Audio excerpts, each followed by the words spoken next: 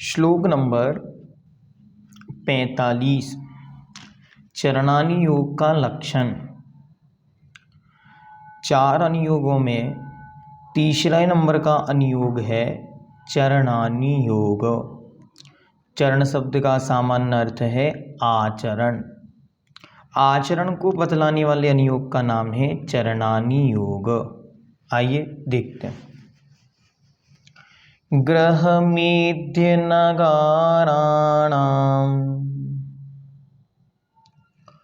चारित्रोत्पत्ति वृद्धिरक्षांगम चरणानि योग समयम सम्यक् ज्ञानं विजानाति। ग्रहमेध्य नगाराणाम चारित्रोत्पत्ति वृद्धि रक्षांगम चरणानि योग समयम सम्यक् ज्ञानं विजानाति। सम्यक् ज्ञानम, सम्यक् ज्ञान जो क्रमशः चला आ रहा है, श्लोक नंबर 42 में जिसकी चर्चा की थी वह सम्यक् ज्ञान ग्रहमेध्य अनगराणाम। ग्रहमेधी शब्द है। ग्रहमेधी अर्थात गृहस्थ, घर में रहने वाला। और अनगाराणाम, अनगाराणाम, अनगाराणाम मतलब जो ग्रह से रहते हैं ऐसे मुनि, मुनियों के। चारित्रोत्पत्ति वृद्धि रक्षांगम, चारित्र की उत्पत्ति, वृद्धि और रक्षा के कारणभूत। चरणानि योग समयम, चरणानि योग शास्त्र को, समय मतलब होता है शास्त्र, विजानाति जानता है। सम्यक् ज्ञान का तीसरा अंग है चरणानि योग। चरणानि योग में क्या बतलाया?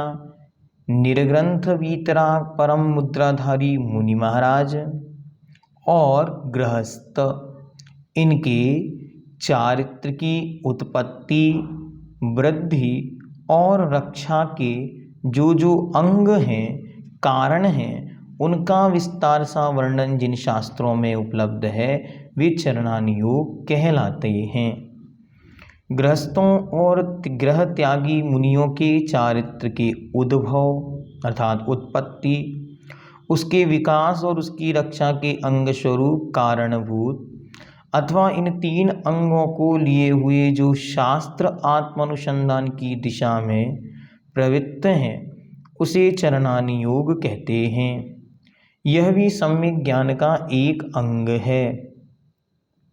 मूलाचार, अनगार धर्मामृत, पुरुषार्थ सिद्ध्योपाय, रत्नकरंडक शावकाचार आदि चरणानि योग के शास्त्र हैं। इन शास्त्रों में भी 2 भागों में अच्छी तरह विभक्त हैं। जो मुनियों के आचरण को बतलाने वाले हैं वे मुनि आचरण या यति आचरण या श्रवणाचार संबंधी ग्रंथ हैं, और दूसरे जो साधु गृहस्थों संबंधी हैं उन्हें श्रावकाचार कहते हैं। मुनियों के आचरण संबंधी मूल ग्रंथ तो भगवान भट्टकीर स्वामी द्वारा विरचित श्री ग्रंथराज मूलाचार जी है। उसके अनुसार रचित मूलाचार प्रदीप, भगवती आराधना, मूल आराधना आदि ये मुनियों के आचरण के विषयक विशेष शास्त्र हैं। आदरणीय पंडित प्रवर आशाधर जी द्वारा रचित अनगार धर्मामृत भी मुनियों के आचरण को बतलाने वाला विशेष शास्त्र है। और श्रावकों के लिए महत्वपूर्ण एक कृति है जो सबके लिए पठनीय है। और जिन्होंने व्रत प्रतिमाएं ली हुई हैं या एलक छुल्लक आरिकाओं के पद में स्थित हैं उन्हें वह अवश्य पढ़ना चाहिए। उसका नाम है श्रावकाचार संग्रह। इस श्रावकाचार संग्रह के 5 भाग हैं। आदरणीय पंडित प्रवर पन्ना श्री हीरा लाल जी साहब साडूमल वालों ने इसका संकलन किया है। ये सोलापुर से प्रकाशित कृति है। इसके 5 भाग हैं। 5 भागों में लगभग 36 श्रावकाचारों का वर्णन है। बहुत ध्यान से, 36 प्रकार के श्रावकाचार जो भगवान कुंद देव के अष्टपाहुड़ से में जहाँ जहाँ चारित्र का वर्णन है, वहाँ से लेकर अभी लगभग 16वीं 17वीं 18वीं शताब्दी तक की जो लाठी संहिता आदि क्रियाकोश आदि ग्रंथ हैं, इन सबका सार संग्रह उसके अंदर बहुत सुंदर तरीके से व्यवस्थित किया गया है। जिनको भी अपने जीवन में आचरण आविधारण किया हुआ है तो उसकी विशुद्धि बढ़ानी है, या जो भविष्य में आचरण को धारण करने जा रहे हैं, उन्हें अपने जीवन में एक बार इस श्रावकाचार संग्रह का आद्योपांत अच्छी तरह अध्ययन अवश्य करना चाहिए। इसके अध्ययन करने से बहुत सारी चीज़ें हमको समझ में आती और अलग अलग आचार इस विषय में क्या कह के गए यह भी समझ में आता। वह ग्रंथ सबको पढ़ना है। उस ग्रंथ की पहले भाग में प्रस्तावना दी हुई है, जो प्रस्तावना लगभग 200 पेजों में है। वो प्रस्तावना भी सबको पढ़नी चाहिए।